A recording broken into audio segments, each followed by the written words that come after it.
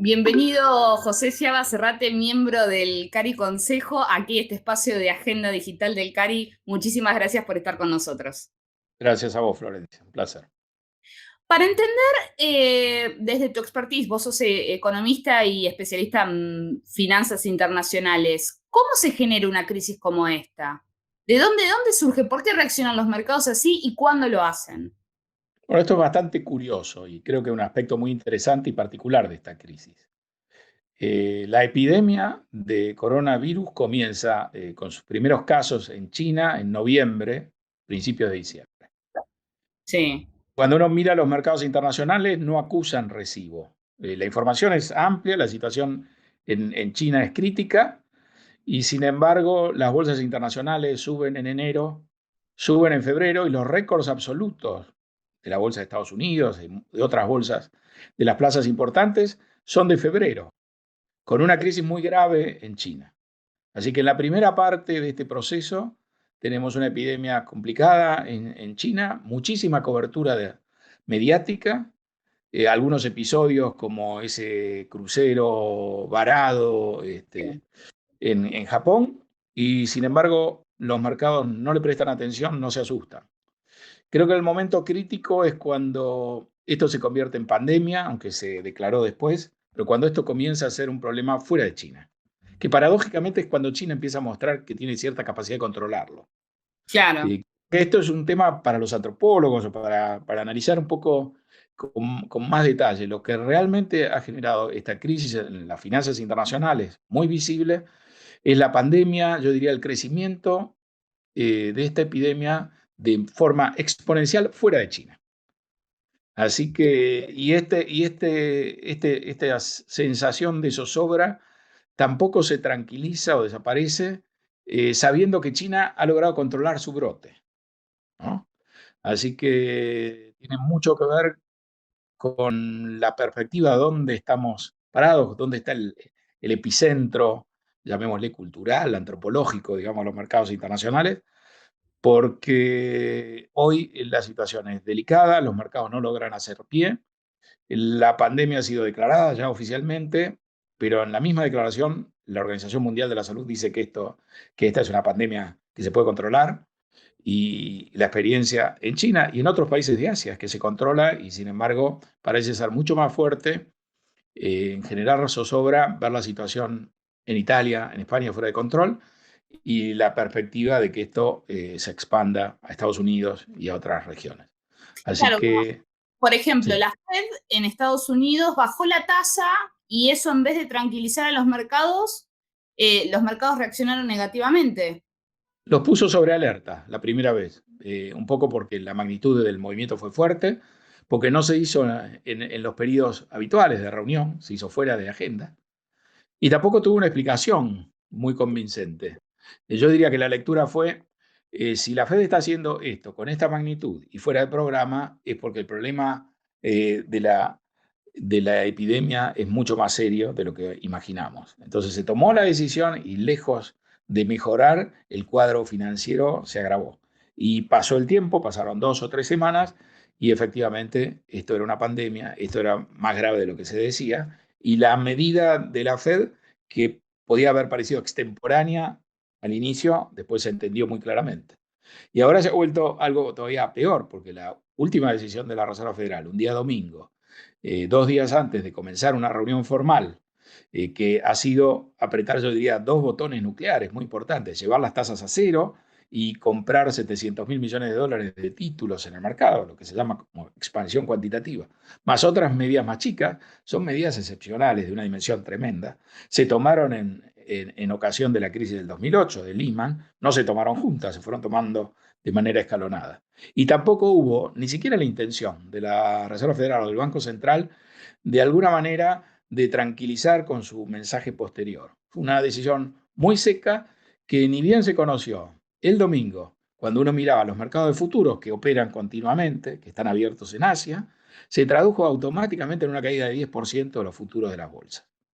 Y después yo diría, llovido sobre mojado, vino este reconocimiento del presidente Trump de que la situación era distinta de la que él había estado pregonando durante tanto tiempo. Y Trump también ha cambiado su discurso, y ahora es un discurso mucho más preocupado por la epidemia, un discurso donde recomienda que la población no salga, que no haya reuniones de más de 10 personas, es decir, ese Trump que miraba con desdén la crisis y que tenía recomendaciones totalmente contrarias a la opinión médica, se ha vuelto mucho más temeroso, disciplinado.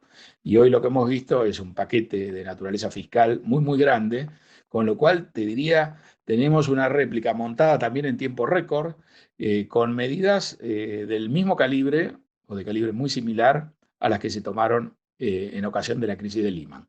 Y todas adoptadas en muchísimo menos tiempo, en tiempo récord, en Estados Unidos y fuera de Estados Unidos. Quizá la única pieza que falta engarzar, donde uno ve todavía una fricción, es que seguimos hablando del G7 y no del G20. Y que seguimos viendo señales de fricción muy importantes entre Estados Unidos y China, que creo que es la razón por la cual el G20 no tiene la visibilidad a la cual ya estábamos acostumbrados, porque la crisis de Lehman le dio ese papel preponderante y ahora no lo está asumiendo. Parece obvio, no ha sido declarado oficialmente, porque la relación entre Estados Unidos y China sigue siendo muy tensa, a pesar de que la pandemia es un problema global. Quizás el prototipo de problema que requiere una acción global de cooperación y de coordinación. Claro, porque justo cuando empieza la crisis de los mercados por el coronavirus, estábamos siguiendo otra crisis que era la de la escalada comercial entre Estados Unidos y China.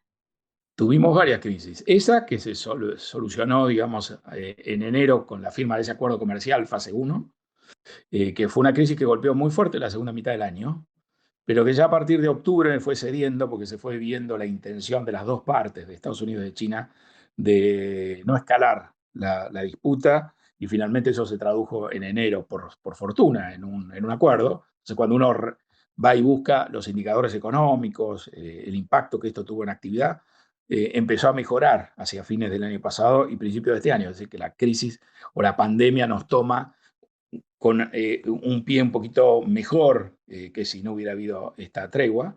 Y en el medio intercalamos otros problemas, porque la verdad que el mundo está rodeado de muchos problemas y con una geopolítica muy convulsa, pero uno muy importante que fue la crisis con Irán, el tema del general, el affair del general Soleimani y todo eso. Las bolsas y los mercados internacionales habían soportado todos esos problemas muy bien, e inclusive la primera parte, como te decía, del coronavirus, y luego este microbio ha terminado siendo decisivo, ¿no?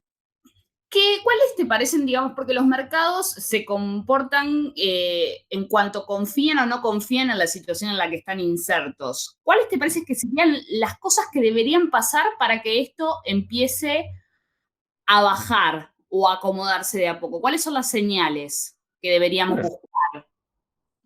acá hay como dos epidemias. Una es la del virus y otra es de histeria o de miedo o de temor extremo.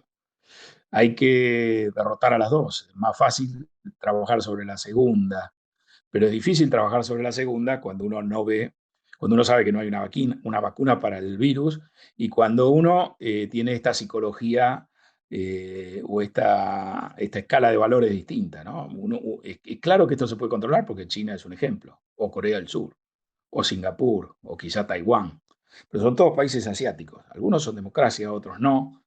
Hay una cierta duda sobre cómo va a resolver esto Europa, que tiene un régimen, obviamente, más abierto, de mucha discusión. Pero estamos viendo ya que en Italia y en España, avanzada la crisis, hay una gran disciplina. Las medidas que hay que tomar, la gente las acepta, la comunidad entiende que esos sacrificios son válidos y que su vida corre peligro. Quizás un elemento para detener y para revertir la situación de los mercados sea ver en Italia o en España, el resto de Europa, el primer atisbo de que la epidemia empieza a ser controlada. Eso todavía no está. Uno podría decir, bueno, pero ese antecedente lo tenemos en Asia, no alcanza. Hay que verlo en un país más parecido a los Estados Unidos o un país más parecido a nosotros. La otra parte te diría que se está instalando muy rápidamente. Una, la aceptación de la comunidad de que esto es un problema y de que obliga a restringir movilidad y ciertas costumbres. Creo que eso ha avanzado muchísimo y si no lo hace, los próximos días va a suceder. El otro elemento es que hay que detener las consecuencias económicas de la crisis e inclusive que el tratamiento de la crisis, el distanciamiento social, la cuarentena, todo eso implica en el corto plazo entrar en una recesión muy fuerte.